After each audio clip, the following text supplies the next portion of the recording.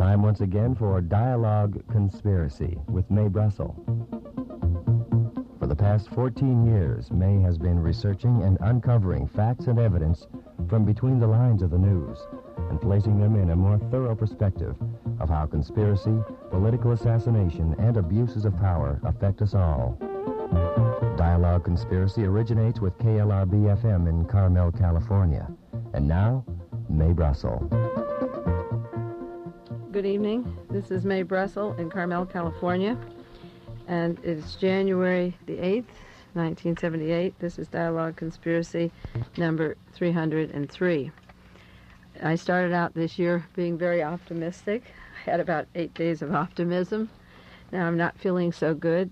Certain things happen in the economy. This Wednesday, pledges the Federal Reserve made about money that can't be backed up in our gold supply, and new directions that I see in the newspaper that are discouraging to me.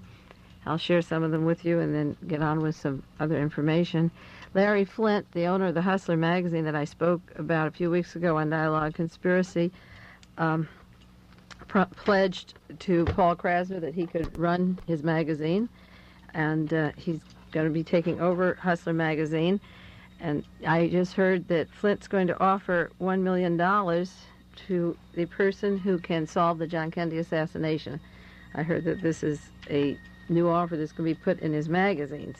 There's one catch, and that is that the money will be given to those people who are screened through by a panel of 3 people, specifically Mark Lane, Dick Gregory, and one other party. Now that's very discouraging because Mark Lane moved out from Washington, D.C., where the House Select Committee is doing their research supposedly on the Kennedy assassination now, and instead of working with Congress, he's moved to the West Coast. And I feel that he and Dick Gregory will work with Don Freed and be one more agent of cover-up of the Kennedy assassination. I believe that Mark has been one of the biggest stumbling blocks to the truth in this affair, and I've been antagonistic towards him for years. There are very few of the researchers that respect Mark or can even stand him, and Dick Gregory is not a researcher. So I feel that this is a showbiz thing, and if any serious documentation is presented to them, it won't receive the credit, and the men will take pieces from it that might be of value and distort other material. I know that Mark Lane took credit in Washington to make sure that none of my information would get before the House Select Committee. He told them I was crazy and a kook and diverted it, so I know that he would do this for Larry Flynt.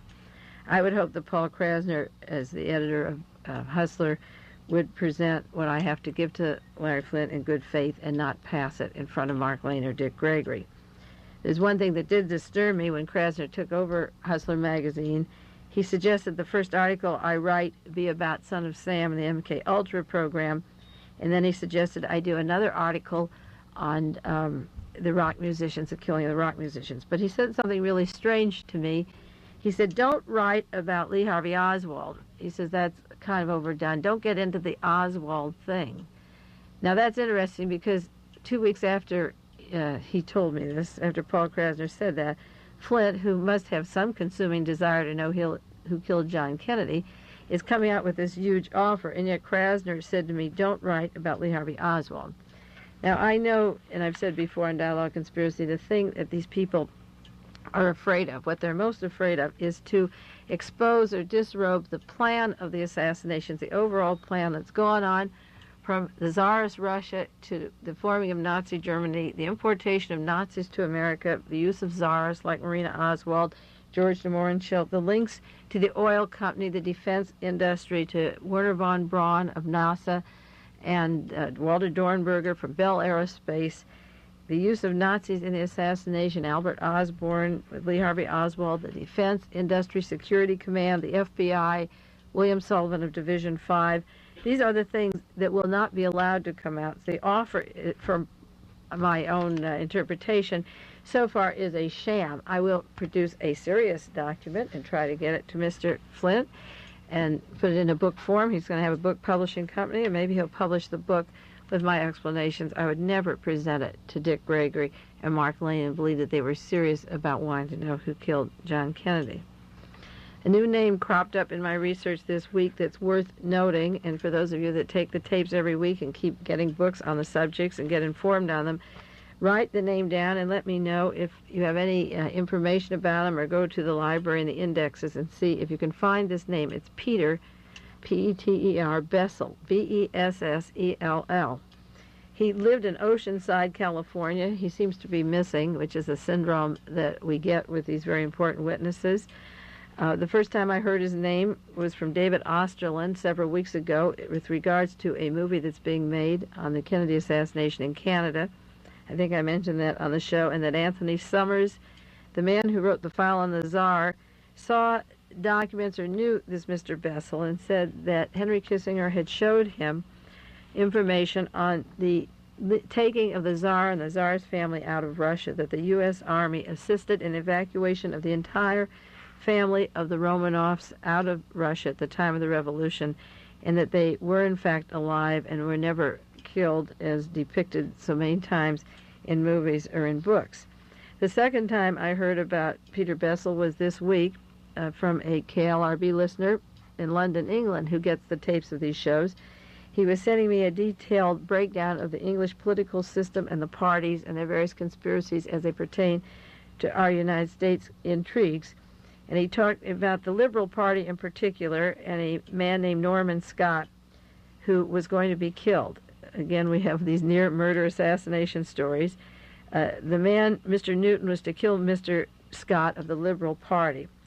Mr. Newton lost his courage. He killed the dog instead, and got an attorney and spoke about the plans to kill this particular member of the Liberal Party. He was a friend of Jeremy Thorpe, another leader of the Liberal Party in England.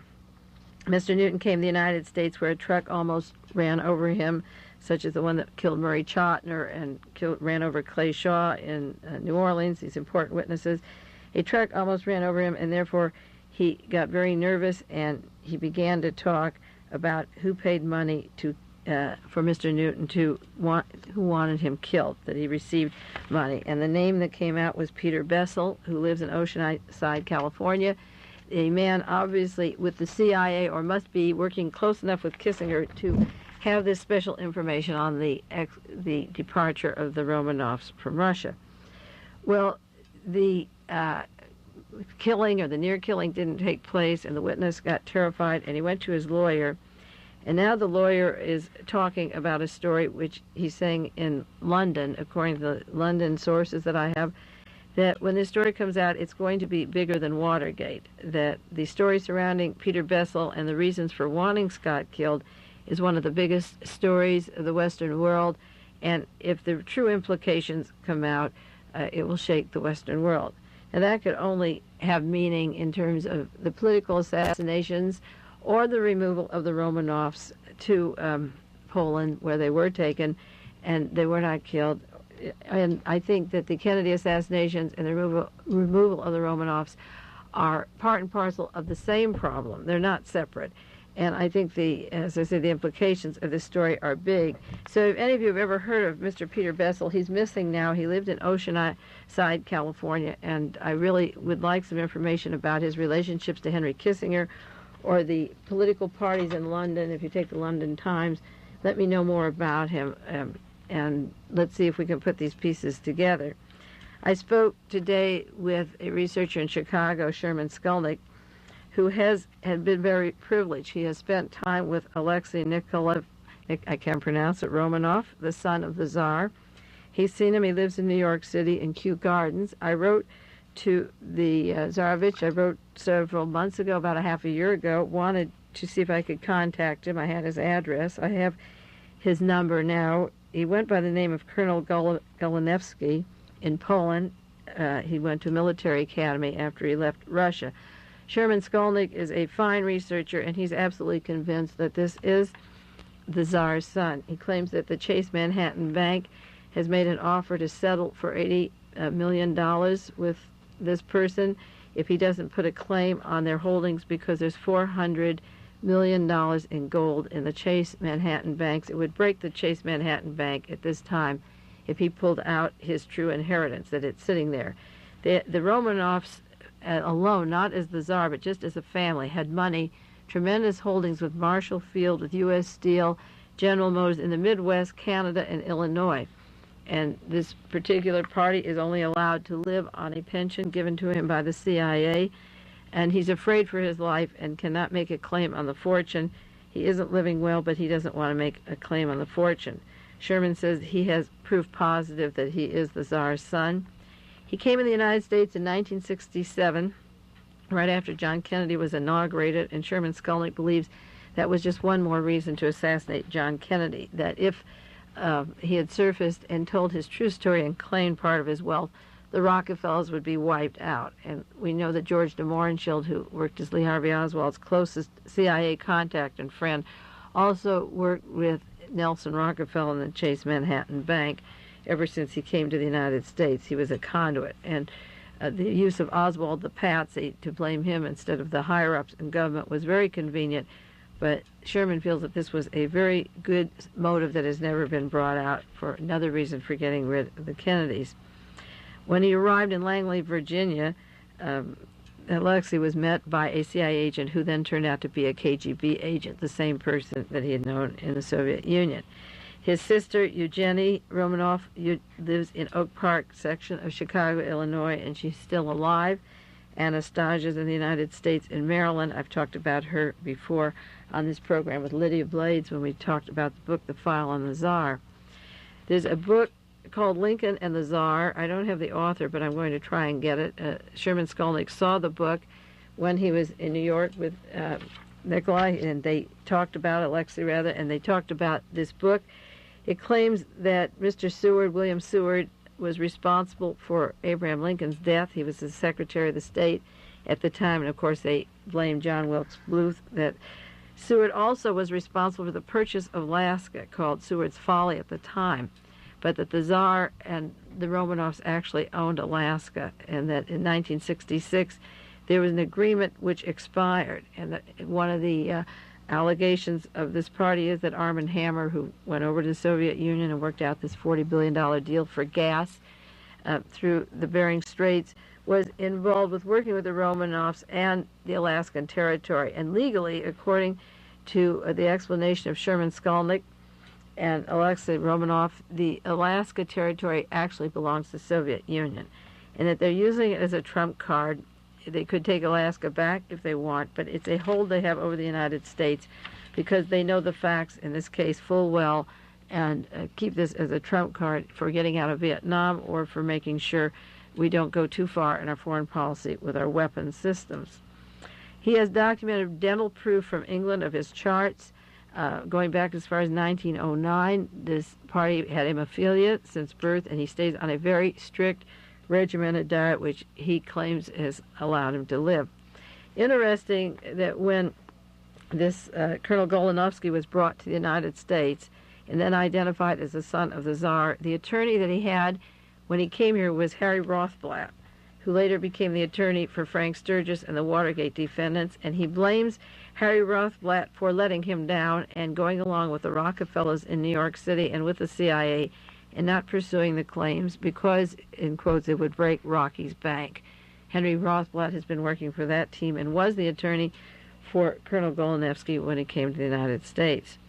The British archives are way ahead of the United States. In 1970, he says they revealed information of how the Romanovs escaped, and this was in England, but was not allowed to be mass-produced in the United States. The family took a British cruiser. They were assisted from where they were taken prisoner by the United States Army. United States soldiers that were there. They were taken by a British cruiser. They came out of Russia on the Siberian side, went to Malta, and then they set up life in Poland. He says his father's grave, the Tsar of Russia, is marked. It's in Poland. His father died in 1952.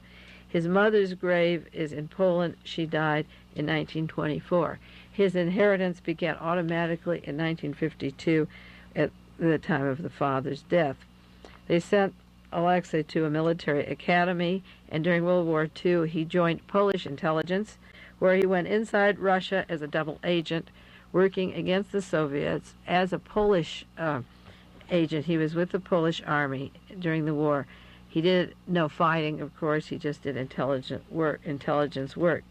He also did some writing for Randolph Hearst, putting down the Rockefellers in the Journal American newspapers in New York that was once owned by Randolph Hearst.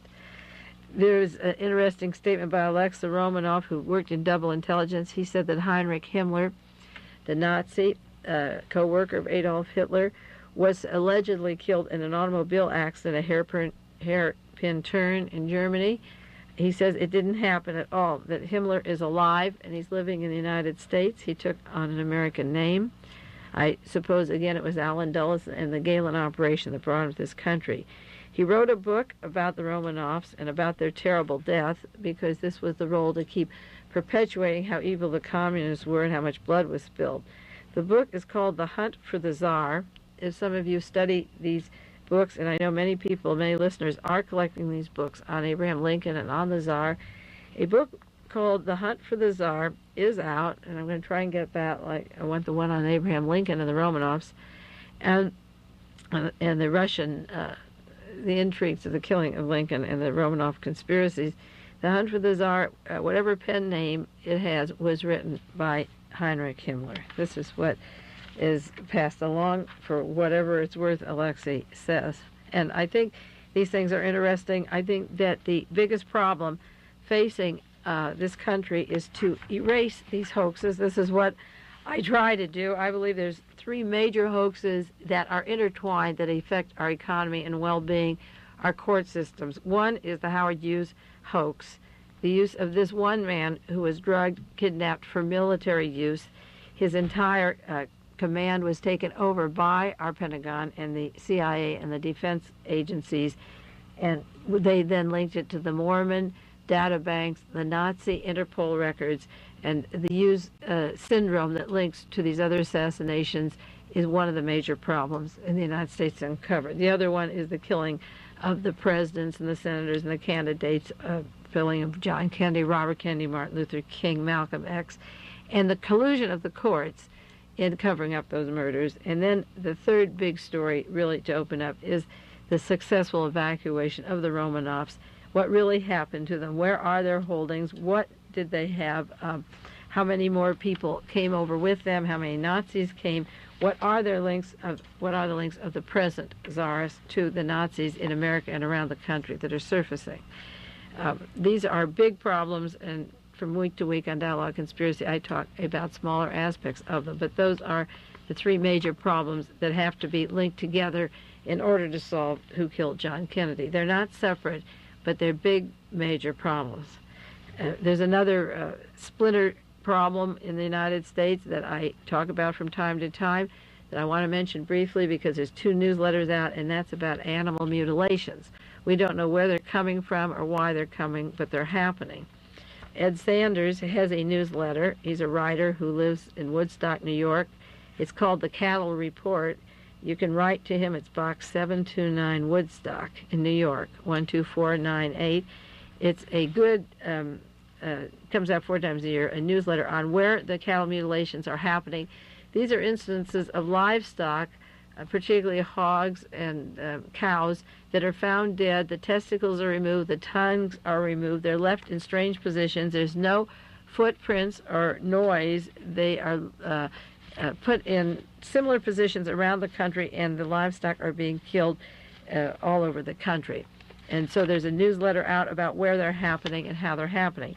Now, there's another newsletter coming out from a very fine researcher in Paris, Texas. It's called Stigmata, Project Stigmata, called Livestock Mutilations and Deaths. And I'm not sure this isn't linked to the what I call the Nazification process. I don't know what it means, except they are here and they're very real.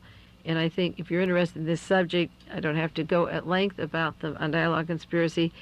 Stigmata involves just sending a self-addressed envelope, the large size, stamped with your 13 cents, P.O. Box 1094, Paris, Texas, 75460. If you didn't get that, you write to my home, because I only come here once a week to KLRB, or phone the house. I'll give you the addresses and the sources of the information. Stigmata, coming out now from Texas, is from a very fine researcher who's done a lot of work on the various assassinations and conspiracies. He talks about the mutilations and the mutilation deaths, and the factual data and how it's so important to get into these aspects. He has a chronicle in the first issue of the 1977 mute chronology, because it isn't surfacing in the news, but the local papers carry it, and he has the confirmed mutilations in Arizona in January, and in Kentucky in February, Colorado, Texas in March this year, New Mexico, Texas, Colorado, Washington, April, Alberta, Canada in May, Colorado and Texas. June was in Texas. July was in Dartmoor, England. 15 ponies mysteriously dead, but apparently they weren't classic cases, but Texas and Colorado. In August, there was Texas, Arkansas, Oklahoma, Oregon, and Colorado. September, Colorado, Missouri, Texas. October, Missouri, Colorado, Oregon, Texas, and Iowa. In November, Kansas and Nebraska. In December, in Colorado. There's been a lot of links in Ed Sanders' work to the Air Force Base in Colorado and the links of their silencer and their helicopters and the cattle mutilations. He has a number here in this stigmata bulletin. Any fresh mutilation, get word that they'll fly to any site in western USA, send a team. They have to have fresh carcasses within 48 hours. They'll take pictures of the mutilations, of the bodies, the positions they're in, how they're moved around, and the genitals and the throats and parts that are removed, and compare them and put them in files. It is a very serious problem, and if you're interested in that, you can take these two newsletters and keep up on what's happening in that sense. Now, in the next few months on Dialogue Conspiracy, I'm going to harp at one theme, one overriding theme, and that has to do with what's coming in the United States, specifically California, which again I call the Nazification state. We have two people running for office for possible governor this year, and if one doesn't get the governorship and is pushed out because one has to lose, he will be appointed to a big job such as FBI chief, or even they talked about Evel Young on the Supreme Court someday. I'm going to talk for the next few weeks about Chief of Police Ed Davis in Los Angeles and Attorney General Evel Younger, and also Sheriff Peter Pitchess, even though he isn't running for office. I will be writing about them. I'm getting my files in order. I'd like to get out a paperback book or magazine or Xerox story on Evel Younger and Ed Davis. If you have anything you want me to include in your files, mail it to me so we can do a profile of these men. This gang of Younger and Davis, to me, are the epitome of the way murders are covered up, the way the courts are manipulated, and the way high public officials are rewarded with a position, even to run for the idea of governor of these men with all these unsolved murders and trails of blood behind them, is no different than Goering and Goebbels or Himmler or Hitler in Germany. I call the California violent scenes that they've been part and parcel of, the Robert Kennedy assassination in Los Angeles, the L.A. Slasher case, the Strangler case, the Zebra killings in San Francisco, the SLA formation in the LAPD, the Manson family murders, the killing of the 6 people at Sharon Tate's home, and the killings of La Bianca's, the Dr. Oder killings in Santa Cruz, Edmund Kemper massacres, the trash bag killer, the Juan Corona frame-up of the migrant farmers, the Chowchilla bus kidnapping, the San Quentin 6 trial, the trial of Rochelle McGee and the shootout at Marin County, the Angela Davis case, the secret army organization, the Squad 19 in Los Angeles to kill Richard Nixon, the Chicano killings. I could go on and on. I just can't believe that anyone like Ed Davis would even run for governor of California. New West magazine has a long article on Ed Davis. It's December 19th, 1977, but you can get it at your libraries and copy it. It has a cover. It says picture of Ed Davis on the cover, and it says, in quotes, "The Power Politics of Ed Davis, a Cop Who Would Be King" by Barry Farrell. There's some quotations in the article. It says, "One seasoned observer warns, when truly enormous power falls into the hands of someone like Chief Ed Davis, well, watch out." Another quotation quotes a bumper sticker, "Davis will be great if you want a police state." Another quotation about Ed Davis and his work. Davis is being merchandised. Not only does the J. Walter Thompson Agency cover police departments and sell you their placid look, but Mr. Vogary, who I call the #1 most dangerous public relations man in the world, is in Washington, D.C. to overturn elections all over the country and make us very, very conservative. Vogary is from the YAF and still with it. He managed George Wallace's mailing list and other writers. He's managing the campaign of Ed Davis in Los Angeles. It's interesting that Mr. Vogary managed the campaign of George Wallace, and that Thane Caesar, the man who shot Robert Kennedy from the back of the head and who's been charged with killing Robert Kennedy, was a Wallace worker, and Thane Caesar worked with Ed Davis. Ed Davis covered up the killing of Robert Kennedy. Ed Davis is linked to the CIA, the police department, to the Mormon data banks. Johnny Meyer, living in Canada, said that directly from the Los Angeles Police Department goes information on your marijuana slips, your abortion slips. If you sign petitions, he sends those directly to the Mormon data banks through a $10 million computer through the Hughes organization. He's inextricably linked to the Summa Corporation. A man worked for the Los Angeles Police Department 17 years with Ed Davis and goes on to be security of the Hughes organization and their links to the assassination teams. He's linked to the Interpol, the International Police, and he's been president of the International Police Organization for the last period. He's proud of that. He entertains at a convention in Los Angeles people from the SAVAK, the terrible police force of the Shah of Iran, and from South Korea. He's the president of the International Police Organization. He works, as I say, with the Secret Army Organization. He set up the Squad 19 in his police department, formed the first SWAT teams that had the public cremation of 6 people burning in Los Angeles dinner time, the SLA. This is a terribly dangerous person. Evelyn Young works hand in glove with them. If they didn't do anything else, they covered the complete story of the John Kennedy assassination. They're even talking now about Mr. Vandekamp, the district attorney, being appointed chief of the FBI. That would be his payoff for covering up what the Board of Supervisors presented to him on the conspiracy to kill Robert Kennedy. The conspirators get rewarded, they get promoted, they get elected, they get paid off, and I don't think there's any more important problem in the country right now than to expose Ed Davis and Evelyn Younger, and I hope to be doing that. There's a long article, it's 18 pages or 20 pages, in the Los Angeles Times, December 18th, 1977, a special report on Ed Davis of the police department. It says, how good is he? In 1975 to 76, the LAPD shot 150 people. They killed 60, 41 were unarmed. In 1977, they shot 77 people, 33 died.